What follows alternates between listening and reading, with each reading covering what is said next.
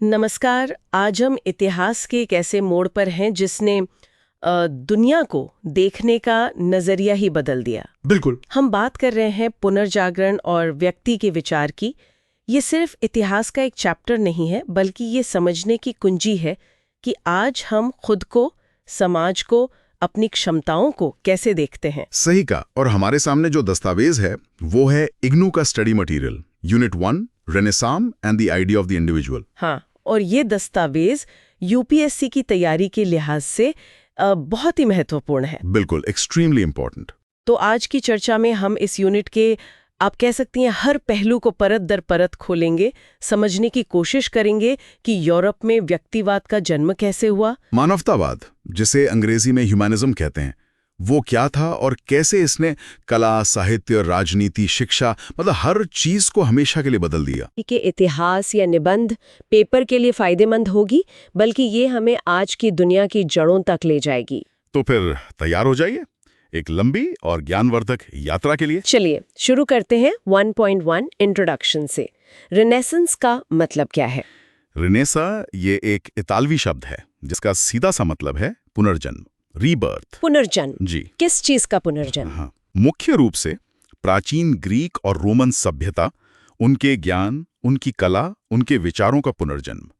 ये दौर यूरोप में मोटे तौर पर 13वीं से 15वीं सदी के बीच माना जाता है। और इसे आधुनिक विश्व को समझने का प्रवेश द्वार क्यों कहा जाता है? क्योंकि यहीं से वो विचार निकले जिन्होंने आगे चलकर आधुनिक विज्ञान, राजनीति और समाज की नींव रखी, जैसे व्यक्ति का महत्व, तर्क पर जोर, दुनियावी चीजों में रुचि, ये सब। लेकिन कई बार इस पर यूरो केंद्रित होने का आरोप भी लगता है।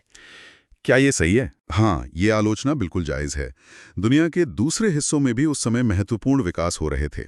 लेकिन अगर हम व्यक्ति की इस खास अवधारणा की बात करें, मतलब इंसान का अपनी किस्मत खुद बनाने वाला विचार, हाँ, तो उसकी शुरुआत और विकास में इटली का रोल, खासकर उस दौर के इटली का रोल, बहुत अहम था। यहीं पर यह विचार पनपा के इंसान ईश्वर पर पूरी तरह निर्भर हुए बिना भी अपनी नियति गढ़ सकता है। अच्छा। और रेनेसां ह्यूमनिज्म का क्या मतलब है, अगर सरल शब्दों में समझें? देखिए, ह्यूमनिज्म या मानवतावाद का मतलब नास्तिकता नहीं था, जैसा कई बार लोग समझ लेते हैं। इसका मतलब था इंसान और उसकी क्षमताओं, उसकी उपलब्धियों, उसकी गरिमा पर ध्यान केंद्रित करना। प्राचीन साहित्य पढ़ना, भाषा सुधारना, कला को महत्व देना, ये सब इसमें शामिल था। आपने माइकल एंजेलो की क्रिएशन ऑफ एडम पेंटिंग का जिक्र किया था।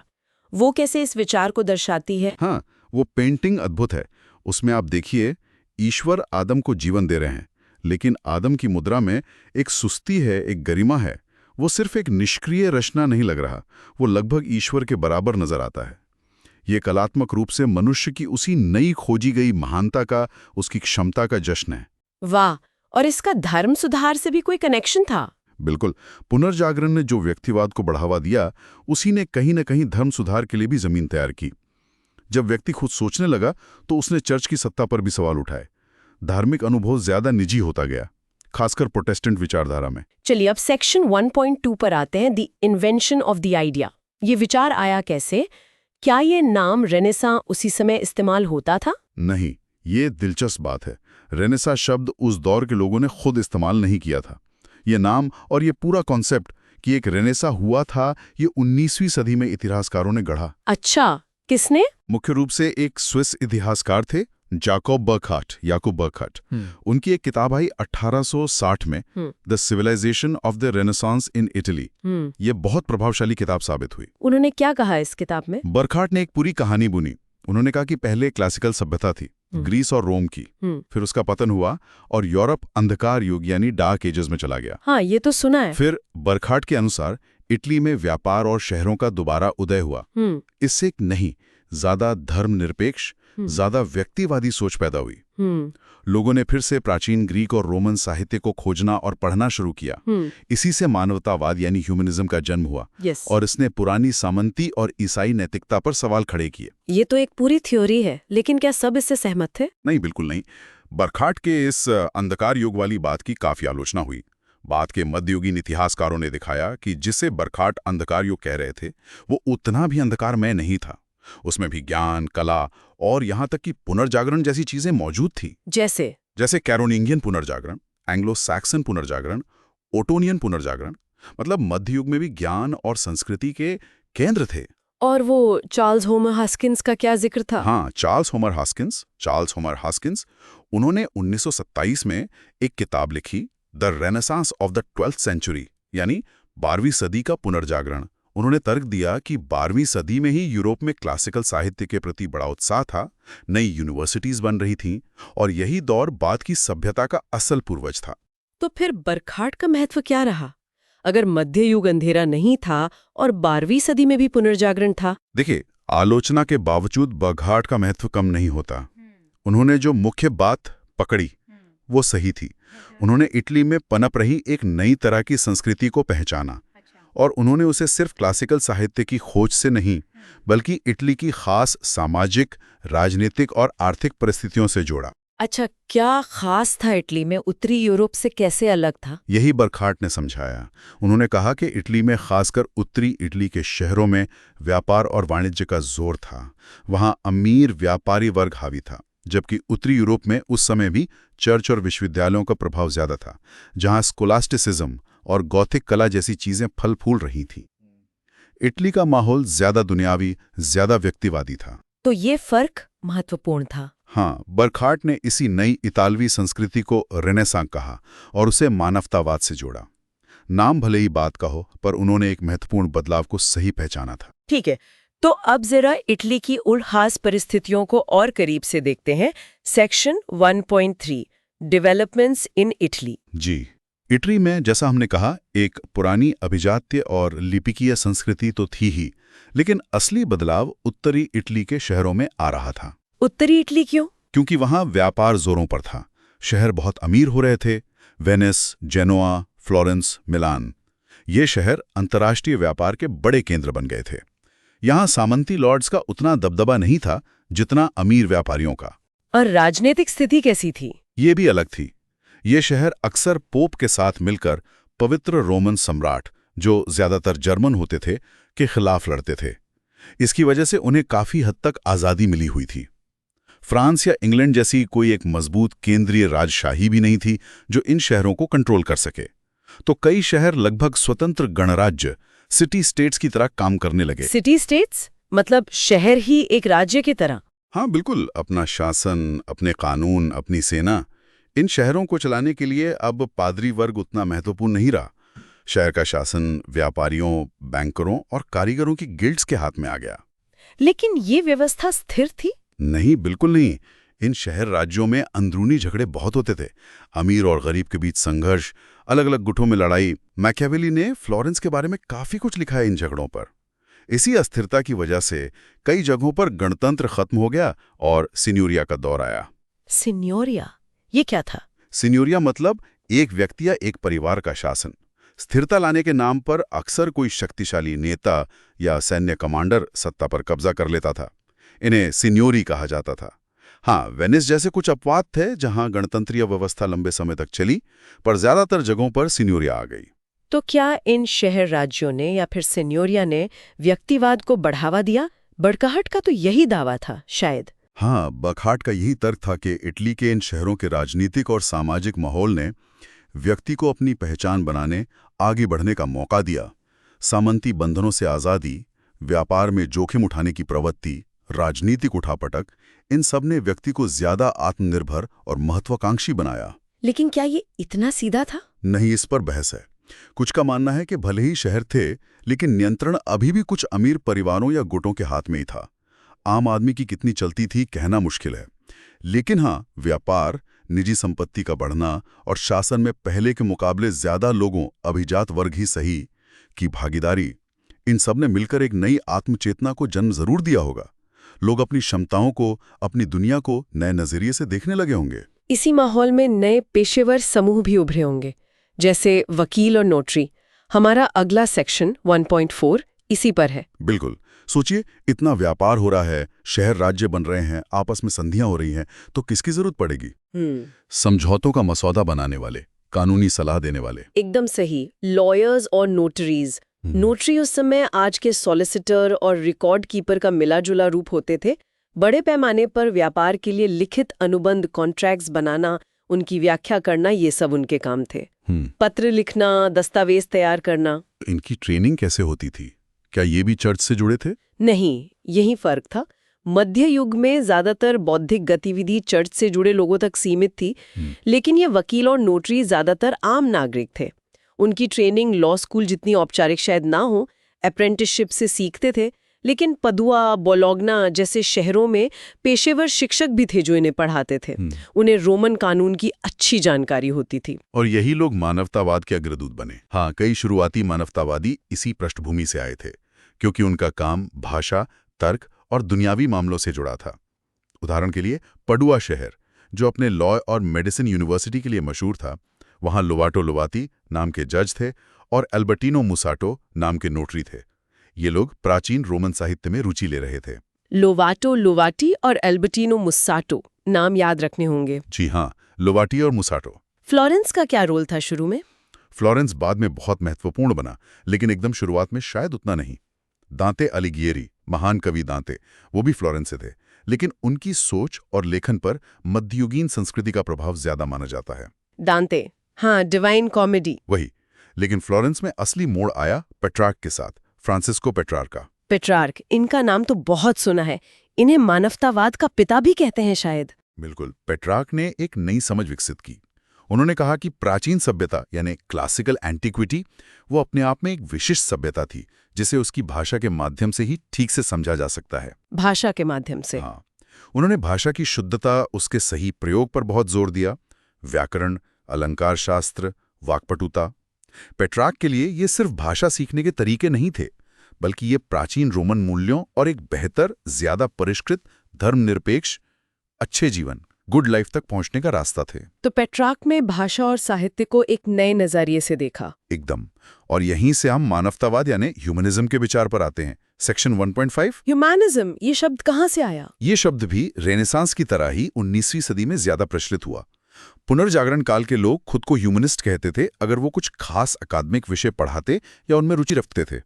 इन विषयों को कहा जाता था स्टूडिया ह्यूमैनिटाटिस। स्टूडिया ह्यूमैनिटाटिस, इसमें कौन से विषय आते थे? इसमें मुख्य रूप से 5 विषय थे: व्याकरण, अलंकार शास्त्र, कविता, इतिहास और नैतिक दर्शन, मॉरल फिलॉसफी। ये वो विषय थे जो इंसान के अनुभव, उसकी भाषा, उसके समाज से सीधे जुड़े थे। ये शब्द ह्यूमैनिटास प्राचीन रोमन लेखक सिसरो से जुड़ा है, जिसका मतलब था एक तरह की परिष्कृत संस्कृति या शिक्षा जो इंसान को वास्तव में मानव बनाती है। तो क्या मानवतावाद को एक निश्चित विचारधारा थी, जैसे मार्क्सवाद या उदारवाद? नहीं, ऐसा नहीं कह सकते। ये कोई बंधा बंधाया दर्शन नहीं था।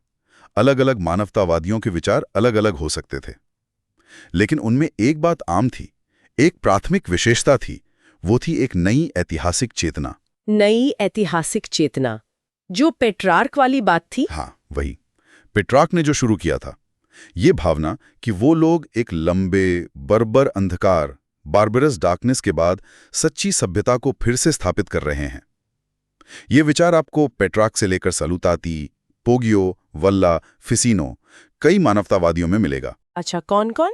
पेट्रार्क, कोलूशियो सालूताती, पोजियो ब्रासियोलिनी, लोरेंजो वाला, मार्सिलियो फिसिनो। इन सब के लेखन में ये भाव दिखता है। तो वो खुद को कैसे देखते थे? वो खुद को सभ्यता के नए ध्वजवाहक, मुक्त एजेंट मानते थे। उन्हें लगता था कि वो अपने प्रकाश के युग, एज ऑफ लाइट, को पिछले अंधकार के युग, एज ऑफ डार्कनेस से अलग कर रहे हैं। और इसी सोच ने मध्य युग, मिडिल एजेस की अवधारणा को जन्म दिया। उन्होंने ही इतिहास को 3 हिस्सों में बांटा: प्राचीन, मध्यकालीन और आधुनिक, यानी उनका अपना युग। अच्छा, तो मध्य युग का विचार भी इन्हीं लोगों की देन है? हाँ, जैसे लियोनार्डो ब्रूनी और फ्लेवियो बियोंडो, ब्रूनी और बियोंडो, इन्होंने इतिहास लेखन में इस विभाजन का इस्तेमाल किया। ये तो बड़ी बात है, लेकिन वो कह रहे थे कि वो नई सभ्यता ला रहे हैं, पर साथ ही प्राचीन यूनान और रोम का अनुकरण भी कर रहे थे। ये विरोधाभास नहीं है? ये बड़ा दिलचस्प पॉइंट है। उनमें नवीनता का बोध तो था, पर वो मानते थे कि नयापन प्राचीन क्लासिक्स के अध्ययन और अनुकरण से ही आएगा। वो मानते थे कि ग्रीक और रोमन लेखक सभ्यता के शिखर पर थे, और उन्हें पढ़कर, उनकी शैली अपनाकर ही वो अपने युग को बेहतर बना सकते हैं। उनमें एक तरह का प्रगति में विश्वास था जो प्राचीन मॉडल पर आधारित था। और इस सब में पेट्रार्क का क्या स्थान है? आपने उन्हें वास्तविक संस्थापक कहा था। हाँ, फ्रांसिस्को पेट्रार्का 1304 से 1374। पेट्रार्क को वास्तविक संस्थापक इसलिए माना जाता है क्योंकि उन्होंने सिर्फ प्राचीन लैटिन साहित्य से प्रेम नहीं किया, बल्कि उन्होंने मध्ययुगीन सोच और संस्कृति का खुलकर खंडन भी किया। उन्होंने क्लासिकवाद को, यानी प्राचीन साहित्य और मूल्यों के अध्ययन को, दुनिया के नैतिक और सांस्कृतिक पुनर्जनन का एक हथियार बना दिया। उन्होंने इसे एक मिशन बना दिया। उन्होंने इसे एक मिशन बना दिया, वाह। जी। तो जाहिर है इस नई सोच का शिक्षा पर गहरा असर पड़ा होगा। Section 1.6 new education. बिल्कुल। पेट्रार्क का सपना क्या था? एक सांस्कृतिक और नैतिक पुनर्जनन जो वाक्पटुता और दर्शन के मेल पर आधारित हो। इसका सीधा असर शिक्षा पर पड़ना ही था। उस समय इटली में स्कूल कैसे चलते थे? कई तरह के स्कूल थे। कुछ तो स्वनियोजित शिक्षक थे जो प्राइवेट ट्यूशन देते थे। फिर सांप्रदायिक स्कूल्स थे जहां सरकार या नगरपालिका शिक्षकों की नियुक्ति करती थी। ये 13वीं सदी से शुरू हो गए थे। तो 14वीं सदी में पाठ्यक्रम कैसा था? क्या मानवतावाद आते ही सब बदल गया? नहीं, इतनी जल्दी नहीं। 14वीं सदी में भी मानवतावादी विचारों के आने के बावजूद ज्यादातर स्कूलों का पाठ्यक्रम काफी हद तक मध्ययुगीन और ईसाई ही था। पेट्रार्क जैसे लोगों ने इसकी आलोचना की। क्या आलोचना की? पेट्रार्क का मानना था कि मौजूदा शिक्षा में बौद्धिक गहराई नहीं है और उसकी नैतिकता शहरी जीवन की जरूरतों के लिए अप्रासंगिक है। मतलब वो रटे रटाए धार्मिक उपदेश तो देती है, पर एक सक्रिय नागरिक या व्यापारी के जीवन के लिए जरूरी व्यवहारिक ज्ञान और नैतिक समझ नहीं देती। तो मानवतावादियों ने क्या समाधान दिया? उन्होंने पेट्रार्क के कार्यक्रम को अपनाया। लियोनार्डो ब्रूनी जैसे लोगों ने एक नए पाठ्यक्रम की वकालत की, जिसमें वही स्टूडिया ह्यूमैनिटाटिस वाले विषय हों, व्याकरण, अलंकार, कविता, नैतिक दर्शन और इतिहास, और सबसे जरूरी शास्त्रीय लैटिन और ग्रीक भाषाओं में महारत हासिल करना। उन्होंने पढ़ाया कैसे? क्या नए स्कूल खोले? हाँ, कुछ मानवतावादियों ने अपने स्कूल खोले जो बहुत प्रसिद्ध हुए। कुछ विश्वविद्यालयों में पढ़ाने लगे। हालांकि विश्वविद्यालयों में पारंपरिक विषयों का दबदबा ज्यादा था, तो मानवतावादी पाठ्यक्रम अक्सर हाशिए पर ही रहा। कई मानवतावादी मौजूदा व्याकरण स्कूलों में शिक्षक बन गए और वहां अपने तरीके से पढ़ाने लगे। उन्होंने सिर्फ किताबों का ही नहीं, बल्कि साहित्य, कला, यहाँ तक के नाटक का भी इस्तेमाल किया सिखाने के लिए। ये तो शिक्षा में एक बड़ा बदलाव था। और फिर विचारों को फैलाने में प्रिंटिंग प्रेस का भी हाथ रहा होगा। Section 1.7 print. ओ बिल्कुल, प्रिंटिंग प्रेस का आविष्कार गुटनबर्ग द्वारा 15वीं सदी के मध्य में ये तो एक गेम चेंजर था। मानवतावाद के बढ़ते प्रभाव का एक बहुत बड़ा कारण प्रिंटिंग ही था। कैसे? क्या असर हुआ प्रिंटिंग का? सोचिए, पहले किताबें हाथ से लिखी जाती थीं। कितनी मेहनत, कितना समय और कितनी महंगी होती होंगी। हाँ, जाहिर है। प्रिंटिंग प्रेस आने से किताबें तेजी से, बड़ी संख्या में और सस्ती छपने लगी। अनुमान है कि 1500 तक, यानी प्रेस के आविष्कार के महज 50-60 सालों में यूरोप में हजारों क्लासिकल ग्रंथ छप चुके थे। हजारों? हाँ, इससे कई फायदे हुए। एक तो ग्रंथों के अलग अलग हस्तलिखित संस्करणों में जो गलतियां या अंतर होते थे वो कम हुए, मानकीकरण हुआ। दूसरा, किताबें ज्यादा लोगों तक पहुंच सकीं। छात्रों को सिर्फ लेक्चर पर निर्भर नहीं रहना पड़ा, वो खुद पढ़ सकते थे। और विचारों का फैलाव भी तेज हुआ होगा। बहुत तेज। मानवतावादी विचार, नए अनुवाद, आलोचनाएं, ये सब अब सिर्फ इटली तक सीमित नहीं रहे, बल्कि तेजी से आल्प्स पर्वत के पार उत्तरी यूरोप तक फैल गए। आप इसकी तुलना आज के इंटरनेट से कर सकते हैं कि कैसे वो विचारों को फैलाता है। बिल्कुल सही तुलना है। अच्छा, अब आते हैं एक बहुत ही महत्वपूर्ण सवाल पर। क्या पुनर्जागरण और मानवतावाद ने समाज को ज्यादा धर्मनिरपेक्ष बनाया? Section 1.8 secular openings. ये एक जटिल सवाल है। हाँ, पुनर्जागरण की एक प्रमुख विशेषता ये मानी जाती है कि जीवन पर धर्म का जो कठोर नियंत्रण था वो कुछ ढीला पड़ा। इससे धर्मनिरपेक्ष विचारधारा के पनपने के लिए परिस्थितियां बनी और इसमें मानवतावाद का बड़ा हाथ था। लेकिन क्या ये पूरी तरह धर्मनिरपेक्ष हो गया था? नहीं, यहीं पर हमें थोड़ा सूक्ष्मता से देखना होगा। मानवतावाद ने बेशक पारंपरिक अकादमिक और कुछ हद तक चर्च की सत्ता को चुनौती दी, लेकिन ज्यादातर मानवतावादी खुद को ईसाई ही मानते थे। पेट्रार्क को ही ले लीजिए, वो गहरे धार्मिक थे, सालुताती भी। तो 19वीं सेंचुरी में जो व्याख्या की गई कि मानवतावाद स्वाभाविक रूप से अधार्मिक या धर्म विरोधी था, उस पर आज सवाल उठाए जाते हैं। तो फिर धर्मनिरपेक्ष होने का क्या मतलब था उस संदर्भ में? मतलब था दुनियावी चीजों के प्रति आकर्षण बढ़ना। इतालवी समाज उस समय धन, शक्ति, प्रसिद्धि, सुंदरता, इन चीजों से बहुत आकर्षित था। लेकिन दुनियावी सफलता चाहना और अधार्मिक होना ये दो अलग बातें हैं। मानवतावाद ने धर्म को नकारा नहीं, बल्कि उसने एक ऐसी धर्मनिरपेक्ष नैतिकता, सेक्युलर मोरालिटी को जन्म दिया जो दुनियावी जीवन के मूल्यों को भी अहमियत देती थी। इसके कुछ उदाहरण दे सकते हैं? हाँ, कई हैं। जैसे फ्रांचेस्को बारबारो ने विवाह और परिवार पर लिखा और धन कमाने का बचाव किया। ब्रासिलिनी पोगियो ने तो लालच ऑन ग्रीड पर ग्रंथ लिखा और उसमें धन और यहां तक कि सूदखोरी का भी बचाव किया। माटियो पल्मेरी ने नागरिक जीवन पर ऑन सिविक लाइफ लिखा और उसमें मठवासी जीवन के बजाय सक्रिय नागरिक जीवन को बेहतर बताया। बारबारो, पोगियो, पाल्मीरी। हाँ, ये विचार असल में उस समय के अमीर व्यापारी और शासक वर्ग के मूल्यों को दर्शाते थे। ये मौलिक रूप से ईसाई विरोधी नहीं थे, पर ये उन महत्वाकांक्षी लोगों के लिए एक व्यवहारिक नैतिकता जरूर थी जो दुनिया में सफल होना चाहते थे। और इसमें मानव स्वभाव को कैसे देखा गया? मानवतावादियों ने खासकर क्लासिकल साहित्य पढ़ने के बाद मानव स्वभाव का महिमा मंडन करना शुरू किया। जैसे लोरेंजो वल्ला, जिनका नाम पहले भी आया था। वल्ला ने खुशी पर नाम की किताब लिखी, जिसमें उन्होंने दुनियावी सुखों के खिलाफ जो पारंपरिक ईसाई निषेध थे उनकी निंदा की। उनका तर्क था कि इंसान की स्वाभाविक इच्छाओं और जुनून को दबाना अप्राकृतिक है। लोरेंजो वल्ला, ये भी महत्वपूर्ण नाम है। जी हाँ, वल्ला। इसी तरह मानवीय गरिमा एक केंद्रीय विषय बन गया। मानवीय गरिमा। हाँ, इसमें दो नाम बहुत अहम हैं। एक मार्सिलियो फिसिनो, जो नवप्लेटोवादी थे, और दूसरे जोवानी पिको डेला मिरांडोला। पिको डेला मिरांडोला, उनका भाषण बहुत प्रसिद्ध है शायद। एकदम। उनका 1496 का भाषण oration on the dignity of man, मनुष्य की गरिमा पर भाषण, ये पुनर्जागरण के सबसे प्रसिद्ध दस्तावेजों में से एक माना जाता है।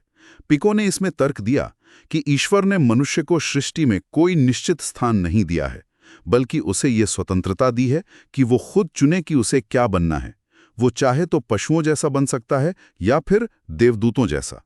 ये इंसान की इच्छा स्वतंत्र, फ्री विल, और उसकी क्षमता का जबरदस्त ऐलान था। वाह, ये तो सचमुच व्यक्तिवाद की पराकाष्ठा लगती है। हाँ, और इसमें ध्यान दुनियावी उपलब्धियों पर था। तो इस नई धर्मनिरपेक्ष नैतिकता का आधार क्या था? पहला, मनुष्य की बौद्धिक और नैतिक क्षमता में गहरा विश्वास। दूसरा, इतिहास की एक नई समझ। और तीसरा, एक परिष्कृत शिक्षा प्रणाली जो व्यक्ति को सक्षम बनाती थी। मतलब पढ़े लिखे लोग अब पुजारियों की मदद के बिना भी ज्ञान प्राप्त कर सकते थे। बिल्कुल। उनका मानना था कि गुण ज्ञान से आता है। अगर आप ज्ञानी हैं तो आप गुणी भी बन सकते हैं। इसके परिणाम क्या हुए? पहला, व्यक्तिवाद, इंडिविजुअलिज्म का विचार और मजबूत हुआ। दूसरा, एक सार्वजनिक व्यक्ति का नया आदर्श सामने आया, जो सिर्फ धार्मिक नहीं बल्कि शिक्षित, कलाप्रेमी, सक्रिय और दुनियावी मामलों में कुशल हो। मानवता के बारे में नई धारणाएं बनी और लोगों के कामों का मूल्यांकन करने के नए तरीके विकसित हुए। तो क्या उस युग के लोगों को वाकई लगा कि वो एक नए युग में जी रहे हैं? हाँ, उस समय के विद्वानों, कलाकारों, लेखकों में ये भावना आम थी कि उन्होंने सदियों का अंधकार दूर कर दिया है और एक नए प्रकाश का युग ले आए हैं। ये शायद कुछ अतिशयोक्ति हो, लेकिन इसमें कोई शक नहीं कि मनुष्य को देखने का नजरिया बदल गया था। एक नए आदमी, न्यू मैन की कल्पना की गई। एक ऐसा इंसान जो संप्रभु है, जो अपने तर्क और अपनी रचनात्मकता से दुनिया को नया आकार देने में सक्षम है। और ये साहित्य में कैसे झलका? मानवतावादी साहित्य में उन तत्वों में गहरी रुचि दिखाई दी जो मनुष्य को सभ्य और मानवीय बनाते हैं। और हाँ, आत्मकथा का जन्म भी इसी दौर में हुआ। लोग अपनी कहानी खुद कहना चाहते थे। बेनवेनुटो सेलिनी, जो एक कलाकार और सैनिक थे, उनकी आत्मकथा बहुत प्रसिद्ध है। बेनवेनुटो सेलिनी? हाँ, और जियोर्जियो विसारी की किताब लाइव्स ऑफ द आर्टिस्ट्स, कलाकारों का जीवन, जिसमें उन्होंने अपने समकालीन और पूर्ववर्ती कलाकारों की जीवनियां लिखीं, ये सब व्यक्ति के महत्व को दर्शाते हैं। वासारी? हाँ, उन्होंने ही तो माइकल एंजेलो वगैरह के बारे में लिखा। जी, बौद्धिक स्तर पर भी ग्रंथों के इतिहास को समझने की नई विधि विकसित हुई, जिसने आधुनिक शास्त्रीय छात्र श्रृंखला, क्लासिकल स्कॉलरशिप की नींव रखी। समाज में मनुष्य की एक नई समझ पैदा हुई। नैतिक आधार क्या था इस नई समझ का? क्या ये पूरी तरह ईश्वर से अलग था? नहीं, जैसा मैंने कहा, ईश्वर को नकारा नहीं गया, बल्कि मनुष्य की तर्क करने और दुनिया को समझने की क्षमता को ही ईश्वरीय देन माना गया। लेकिन साथ ही मनुष्य की स्वतंत्र इच्छा, फ्री चॉइस पर बहुत जोर था। मनुष्य अच्छा भी कर सकता है, बुरा भी। पुण्य और दोष दोनों उसकी प्रकृति का हिस्सा हैं। बर्कहार्ट ने इसे कैसे जोड़ा था? बर्कहार्ट ने फिर से इस व्यक्ति के विकास को इतालवी शहर राज्यों के माहौल से जोड़ा था। उन्होंने सार्वभौमिक व्यक्ति, यूनिवर्सल मैन या रेनेसा मैन के आदर्श की बात की, ऐसा व्यक्ति जो कई क्षेत्रों में कुशल हो, जैसे लियोनार्डो दा विंची। और उन्होंने मैकियावेली का उदाहरण दिया कि कैसे महिमा, ग्लोरी की खोज को एक मानवीय गुण माना जाने लगा। यहीं से हम शायद अगले सेक्शन पर आते हैं, 1.9, रियलिज्म वर्सेस मॉरलिज्म, यथार्थवाद बनाम नैतिकतावाद। हाँ, महिमा की खोज और कला और विज्ञान के माध्यम से आत्मविकास की इच्छा, इन सब ने मिलकर रचनात्मक गतिविधि को बहुत बढ़ावा दिया। कलाकारों का एक तरह का पंथ बन गया, जैसा वासारी के लेखन से पता चलता है। लोग कलाकारों को असाधारण व्यक्ति मानने लगे। और इसी पृष्ठभूमि में आते हैं निकोलो मैकियावेली। निकोलो मैकियावेली 1469 से 1527। उनका सबसे प्रसिद्ध ग्रंथ है द प्रिंस, जो उन्होंने 1513 के आसपास लिखा। मैकियावेली ने राजनीति में मनुष्य की भूमिका को बिल्कुल नए, धर्मनिरपेक्ष और यथार्थवादी ढंग से देखा। यथार्थवादी मतलब उन्होंने राजनीति को आदर्शों की बजाय इस आधार पर देखा कि वो असल में कैसे काम करती है। उनका मानना था कि मनुष्यों का, खासकर शासकों का, प्रमुख मकसद सत्ता हासिल करना और उसे बनाए रखना होता है। वो भले ही ऊपर से अच्छी अच्छी बातें करें, लेकिन अंदर से स्वार्थी काम करता है। और मैकियावेली के लिए ये ठीक था। मतलब नैतिकता का क्या हुआ? यहीं पर मैकियावेली की नैतिकता विवादास्पद हो जाती है। कुछ लोग कहते हैं कि वो प्राचीन बुत परस्त पेगन नैतिकता की बात कर रहे थे, जहां राज्य की भलाई सबसे ऊपर थी। मैकियावेली ने एक तरह की दोहरी नैतिकता, डबल मोरालिटी का सुझाव दिया। दोहरी नैतिकता? हाँ, यानी सार्वजनिक जीवन की नैतिकता अलग और निजी जीवन की अलग। शासक के लिए राज्य बचाने या बढ़ाने के लिए क्रूरता, धोखा या वादा खिलाफी करना जायज हो सकता है, भले ही निजी जीवन में ये चीजें बुरी मानी जाएं। मैकियावेली की दिलचस्पी लोगों के कर्मों में थी, उनके उपदेशों में नहीं। एक विद्वान है क्विंटन स्किनर। हाँ, स्किनर। उनका तर्क है कि मैकियावेली के लिए पुण्य या गुण, वर्चू का मतलब पारंपरिक नैतिकता नहीं, बल्कि सफलता हासिल करने की क्षमता था। जो सफल है वही गुणी है। ये तो बहुत ही अलग सोच है। और भाग्य के बारे में मैकियावेली क्या कहते थे? मैकियावेली भाग्य की भूमिका को मानते थे और उस पर उनका दृष्टिकोण काफी निराशावादी था। उन्हें लगता था कि भाग्य बहुत शक्तिशाली है, लेकिन वो इस बात पर भी जोर देते थे कि मनुष्य अपनी पहल, अपनी क्षमता, अपने वर्च्यू से भाग्य को काफी हद तक नियंत्रित कर सकता है, या कम से कम उसका सामना कर सकता है। भाग्य एक उफनती नदी की तरह है, लेकिन इंसान बांध बनाकर उसे काबू में करने की कोशिश कर सकता है। वो इंसान को आत्मनिर्धारक, सेल्फ डिटरमाइनिंग प्राणी के रूप में देख रहे थे। तो कुल मिलाकर ये पुनर्जागरण व्यक्तिवाद क्या था? इसे कैसे परिभाषित करेंगे? ये परिभाषित करना मुश्किल है, क्योंकि ये कोई एक ठोस सिद्धांत नहीं था। ये एक नजरिया था, एक दृष्टिकोण। आप इसे भ्रूणीय बुर्जुआ व्यक्तिवाद कह सकते हैं। इसमें स्वनिर्मित व्यक्ति, सेल्फ मेड मैन का आदर्श छिपा था। वो इंसान जो अपनी मेहनत, अपनी बुद्धि, अपनी क्षमता से अपना जीवन बनाता है, न कि जन्म या परंपरा के आधार पर। और ये मध्ययुगीन दृष्टिकोण से कैसे अलग था? मध्ययुगीन ईसाई दृष्टिकोण में मनुष्य को मूलतः पापी माना जाता था, जिसे ईश्वर की कृपा की जरूरत होती थी, जबकि पुनर्जागरण का दृष्टिकोण ज्यादा गतिशील था। वो मनुष्य की महानता और उसकी लघुता दोनों को स्वीकार करता था। तो मनुष्य अब ज्यादा स्वतंत्र था? हाँ, अपेक्षाकृत ज्यादा स्वायत्त, ऑटोनमस माना जाने लगा। ये विचार आया कि मनुष्य अपना भाग्य खुद बना रहा है। नैतिक मूल्यों में भी बहुलवाद आया। पहले के 7 पाप और 7 गुण वाली सीधी सादी व्यवस्था थोड़ी जटिल हुई। एक तरह की यथार्थवादी नैतिकता विकसित हुई, जहां मूल्य सापेक्ष और कभी-कभी विरोधाभासी भी हो सकते थे। और पाप की धारणा का क्या हुआ? पाप की वो पुरानी गहरी धारणा थोड़ी धुंधली पड़ने लगी। सफलता और असफलता ज्यादा महत्वपूर्ण पैमाने बन गए। कुछ विद्वान इसे व्यावहारिक नास्तिकता का उदय भी कहते हैं।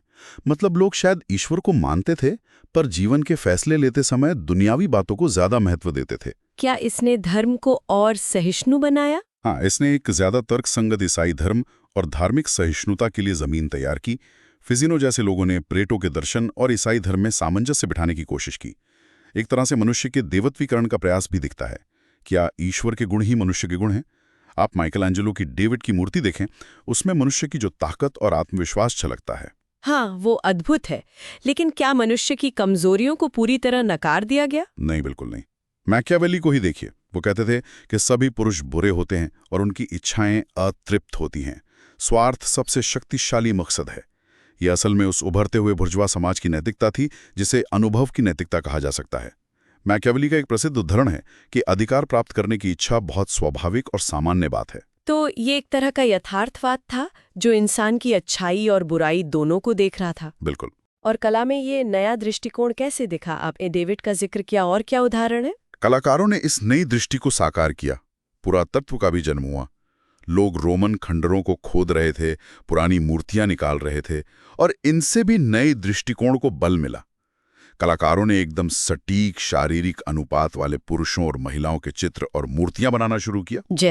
जैसे गियोट्टो के चित्रों में भावनाओं का चित्रण, डोनाटेल्लो की डेविड की कांस्य मूर्ति जो शायद प्राचीन काल के बाद पहली मुक्त खड़ी नग्न पुरुष मूर्ति थी, और जाहिर है लियोनार्डो दा विंची की मोनालिसा जिसमें एक व्यक्ति के रहस्य और व्यक्तित्व को पकड़ने की कोशिश है। गियोट्टो, डोनाटेल्लो, लियोनार्डो दा विंची। हाँ, कला में यथार्थवाद का मतलब था चीजों को वैसा चित्रित करना जैसी वो दिखती हैं। पर्सपेक्टिव यानी दूरी और गहराई का इस्तेमाल, रंगों का बेहतर इस्तेमाल, ये सब शुरू हुआ। मूर्तिकला में व्यक्ति का चरित्र चित्रण, एक स्वतंत्र व्यक्तित्व का प्रदर्शन होने लगा। शरीर की सुंदरता पर गर्व महसूस किया जाने लगा, चाहे वो पुरुष का हो या महिला का। क्या महिलाओं के चित्रण में भी बदलाव आया? हाँ, महिलाओं को भी अब सिर्फ स्टीरियोटाइप या धार्मिक प्रतीकों के रूप में नहीं, बल्कि व्यक्ति के रूप में चित्रित करने की कोशिश हुई। उनका एक व्यक्तिगत कद उभरने लगा। यहाँ तक कि धार्मिक कला में भी यथार्थवाद आया, जैसे राफेल की मैडोना की पेंटिंग्स। उनमें मैडोना एक देवी के साथ साथ एक कोमल मानवीय माँ भी लगती हैं। राफेल जी, तो ये पूरी संस्कृति, ये नए विचार इटली से बाहर कैसे फैले? व्यापार के जरिए, विद्वानों और कलाकारों की यात्राओं के जरिए, युद्ध और विजय के जरिए, कूटनीति के जरिए। ये विचार और शैलियां यूरोप के दूसरे देशों तक पहुंची। वहां के पढ़े लिखे और धनी अभिजात वर्ग ने इनका स्वागत किया, इनका अनुकरण किया। ये याद रखना जरूरी है कि मानवतावाद और पुनर्जागरण मुख्य रूप से एक अभिजात वर्गीय घटना थी। आम जनता तक इसका असर धीरे धीरे पहुंचा। और उत्तरी यूरोप में इसका क्या रूप रहा? क्या वहां भी मानवतावाद फैला? हाँ, बिल्कुल फैला। उत्तरी यूरोपीय मानवतावाद भी बहुत महत्वपूर्ण था। इसमें सबसे बड़ा नाम है डेसिडेरियस इरास्मस का। इरास्मस? हाँ, इरास्मस। उनके अलावा इंग्लैंड में जॉन कोलेट और थॉमस मोर थे। फ्रांस में लेफेब्रे देतापल्स और गियोम बूडे थे। जर्मनी में कोनराड सेल्टस और योहान रॉयक्लिन थे। कोलेट, मोर, लेफेब्रे, बूडे, सेल्टिस, रॉयक्लिन, काफी नाम है। जी, लेकिन उत्तरी यूरोप के मानवतावाद में एक फर्क था। क्या फर्क? इटली के विपरीत उत्तरी यूरोप में मानवतावाद के कई प्रमुख प्रस्तावक पादरी वर्ग के सदस्य थे। इसलिए उनका जोर अक्सर धार्मिक ग्रंथों के अध्ययन, चर्च में सुधार और ईसाई धर्म के नीति पर ज्यादा रहा। इसी वजह से कहा जाता है कि उत्तरी मानवतावाद ने धर्म सुधार, रिफॉर्मेशन के लिए जमीन तैयार की। अच्छा, तो पुनर्जागरण का अंत कैसे हुआ, या क्या ये कभी खत्म हुआ? देखिए, 16वीं सदी में जब धर्म सुधार आंदोलन शुरू हुआ, प्रोटेस्टेंट और कैथोलिक चर्च के बीच संघर्ष तेज हुआ, तो मानवतावाद का वो शुरुआती आशावाद और आत्म बढ़ाई वाला माहौल कुछ कमजोर पड़ गया। यूरोप धार्मिक युद्धों में उलझ गया, तो उस लिहाज से पुनर्जागरण का वो स्वर्ण युग शायद खत्म हो गया। लेकिन मनुष्य की वो नई दृष्टि कि वो एक स्वतंत्र, तर्कसंगत प्राणी है जो अपनी दुनिया को समझ सकता है और बदल सकता है, वो विचार जिंदा रहा। वो आगे चलकर ज्ञानोदय, एनलाइटनमेंट और आधुनिक दर्शन का आधार बना। तो एक तरह से पुनर्जागरण कभी खत्म नहीं हुआ, उसके विचार विकसित होते रहे। ये तो बहुत ही विस्तृत चर्चा हुई। अगर हम मुख्य बातों को समेटना चाहें तो क्या कहेंगे? हाँ, बिल्कुल। कुछ मुख्य बिंदु जो ध्यान में रखने चाहिए। पहला, पुनर्जागरण रेनेसांस सिर्फ कला का दौर नहीं था, बल्कि यूरोप में, खासकर इटली में 13वीं से 15वीं सदी के बीच हुए गहरे सामाजिक, सांस्कृतिक और राजनीतिक बदलावों का दौर था, जिसने आधुनिक दुनिया की नींव रखी। ठीक है। दूसरा, इसकी शुरुआत इटली के अमीर शहरों में व्यापार और शहरीकरण के साथ हुई, जहां चर्च और सामंती व्यवस्था की पकड़ कमजोर हुई और अमीर व्यापारियों का दबदबा बढ़ा। तीसरा, मानवतावाद, ह्यूमैनिज्म, इस दौर की कुंजी था। इसका मतलब था प्राचीन ग्रीक और रोमन साहित्य, भाषा और विचारों में गहरी रुचि लेना, जिसने इंसान की क्षमता, उसकी गरिमा और उसके महत्व पर जोर दिया। ये जरूरी नहीं कि नास्तिकता हो, बल्कि दुनियावी जीवन, ज्ञान और कला को महत्व देना था। चौथा, पेट्रार्क्स जैसे विचारकों ने इतिहास को देखने का नया नजरिया दिया। प्राचीन गौरव का युग, फिर मध्ययुगीन अंधकार और फिर उनका अपना प्रकाश का युग। उन्होंने ही मध्य युग की अवधारणा गढ़ी। पांचवा व्यक्ति, इंडिविजुअल का विचार केंद्र में आया। ये सोच के इंसान अपनी किस्मत खुद बना सकता है, उसे भगवान या सामंती व्यवस्था पर पूरी तरह निर्भर रहने की जरूरत नहीं है। इसमें कला, साहित्य जैसे आत्मकथा, राजनीति जैसे मैकियावेली के विचार और शिक्षा में नए प्रयोग शामिल थे। छठा, शिक्षा का एक नया मॉडल सामने आया जो मध्ययुगीन धार्मिक शिक्षा से अलग था और व्याकरण, अलंकार शास्त्र, इतिहास, कविता, नैतिक दर्शन जैसे स्टूडिया ह्यूमैनिटाटिस पर केंद्रित था। और हाँ, प्रिंटिंग प्रेस ने इन विचारों को तेजी से फैलाने में जबरदस्त मदद की। सातवां, सेक्युलर यानी धर्मनिरपेक्ष सोच की शुरुआत हुई। दुनियावी सफलता, धन, शक्ति, मानवीय जुनून और सुखों को भी महत्व दिया जाने लगा। हालांकि ज्यादातर मानवतावादी ईसाई ही बने रहे, पर नैतिकता कई बार ज्यादा व्यावहारिक या कहें तो यथार्थवादी हो गई, जैसे मैकियावेली की दोहरी नैतिकता। आठवां, कला में यथार्थवाद, रियलिज्म बढ़ा। कलाकारों ने इंसानों और दुनिया को वैसा चित्रित करने की कोशिश की जैसा वो दिखते हैं। इंसानी शरीर की सुंदरता और अनुपात का जश्न मनाया गया। Michelangelo, Leonardo da Vinci, Raphael इसके बड़े उदाहरण हैं। नौवां, ये विचार और शैलियां इटली से पूरे यूरोप में फैली, खासकर उत्तरी यूरोप में, जहां मानवतावाद ने धर्म सुधार, रिफॉर्मेशन की जमीन तैयार करने में भूमिका निभाई। और आखिरी 10वां बिंदु? 10वां, हालांकि पुनर्जागरण और मानवतावाद मुख्य रूप से अभिजात वर्ग का आंदोलन था। इसने व्यक्ति की एक ऐसी स्थायी अवधारणा दी जिसने बाद के पश्चिमी दर्शन, राजनीति और समाज को गहराई से प्रभावित किया और आज भी हमारे विचारों का हिस्सा है। बहुत बढ़िया। ये 10 बिंदु इस पूरी चर्चा का सार हैं। तो दोस्तों, ये थी पुनर्जागरण और व्यक्ति के विचार की हमारी गहन पड़ताल। जी। यूपीएससी की तैयारी में ये समझ कितनी जरूरी है ये आप जान ही गए होंगे, चाहे वो इतिहास हो, निबंध हो या फिर नैतिकता का पेपर। ये आपको आधुनिक भारत की वैचारिक जड़ों को समझने में भी मदद करेगा, क्योंकि कहीं ना कहीं ये विचार हम तक भी पहुंचे हैं। बिल्कुल, ये विषय गहरा है, इसमें कई परतें हैं। तो हमारा सुझाव यही रहेगा कि इस चर्चा को शायद दोबारा सुने, ताकि हर बारीक बात, हर नाम, हर कॉन्सेप्ट ठीक से जहन में बैठ जाए। हाँ, और याद रखिए, ये ज्ञान सिर्फ परीक्षा के लिए नहीं है। ये हमें व्यक्ति के रूप में हमारी अपनी क्षमता, ऐतिहासिक बदलावों की प्रकृति और आज की दुनिया को बेहतर ढंग से समझने में मदद करता है।